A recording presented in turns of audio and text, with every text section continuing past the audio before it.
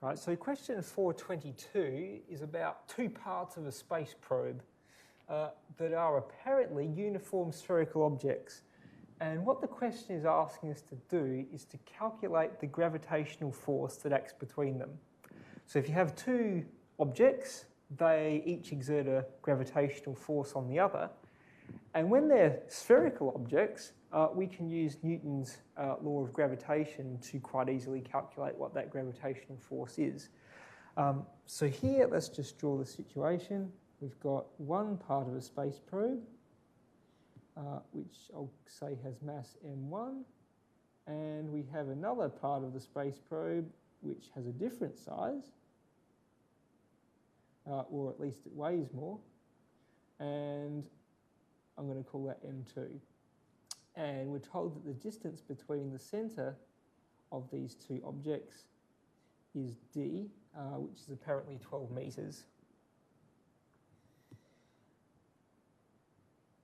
So if we wanted to calculate the gravitational force between these two, we could just go ahead and use Newton's law of gravitation, which says that Fg is equal to the product of the two masses divided by the distance between their centres squared, multiplied by a proportionality constant of big G, which is that 6.67 times 10 to the negative 11 thing.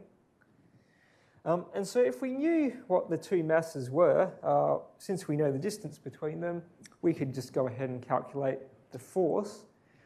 However, we don't actually know the masses of these two bits of space probe.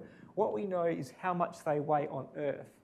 So what they weigh on Earth is the gravitational force between each of those pieces and the Earth itself.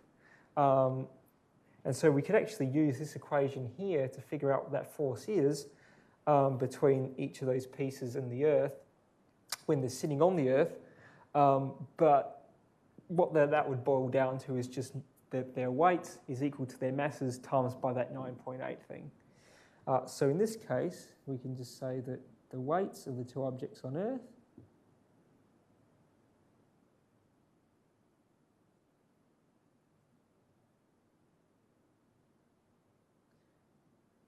are, so the weight of this thing is going to be equal to the mass multiplied by G, so where this is that 9.8,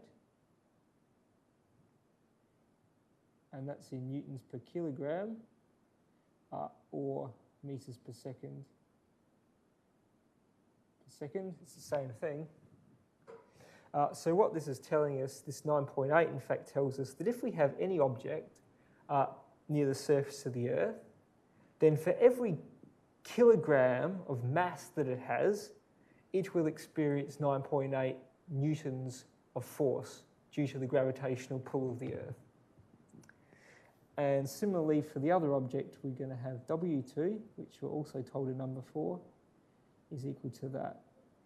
So if we now just solve these equations here, because we're told these two weights, and we know that this G is 9.8, we can quite easily solve these for the masses.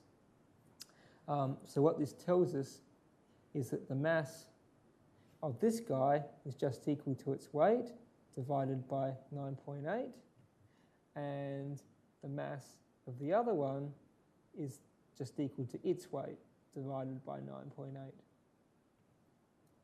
So if we call this state equation star, now plug this into equation star, what we find is the gravitational force between these two objects. So not between these two objects and the Earth, but between these two objects, because just as the Earth exerts a gravity force on each of these objects when they're sitting on Earth, these two objects exert a gravitational force on each other as well. And that gravitational force between them is the same wherever you are in the universe, and it's just given by this. So if we now just take these masses and plug them into here, what we find is the gravitational force between the two objects is just equal to that G times the weight of one times the weight of the other, and we need to divide that by g, and divide that by g, and finally divide off d squared from there.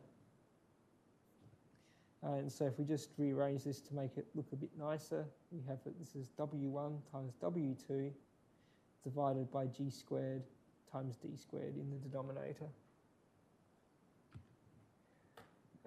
So if we just take the numbers that we supplied with, actually let's write down what those numbers are.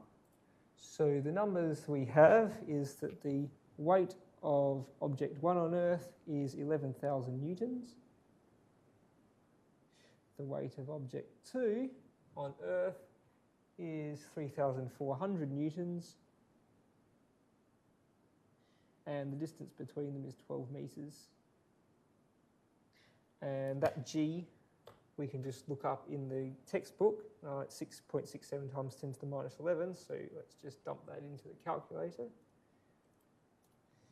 Then we have the weight of one, which will be 11,000, times the weight of the other, which is 3,400. And now we just need to divide by 9.8 squared and 12 squared. And that comes out to 1.80 times 10 to the minus 7.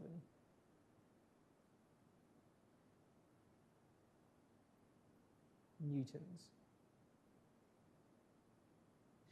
which is very small, but that's still reasonable because the gravitational force is very weak, unless, of course, it's between an object like ourselves and an enormous mass like the Earth.